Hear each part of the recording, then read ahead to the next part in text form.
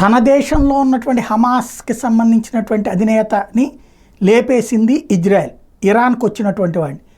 అప్పుడు అనగా ప్రతిజ్ఞ చేసినటువంటి ఇరాన్ ఈ రోజు వరకు దాడి చేయలేదు.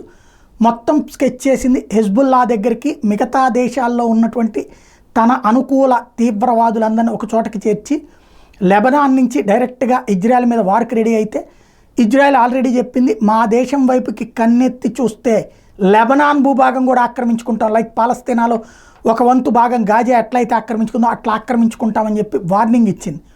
అలాగే అవతలకి తరిమేస్తామని వార్నింగ్ ఇచ్చింది. ఈ దశలో హెజ్బుల్లా పెద్ద ఎత్తున అటాక్కి ప్రిపేర్ అయితే 300 యుద్ధ విమానాలు తీసుకెళ్ళి కుప్ప కూల్చొచ్చింది.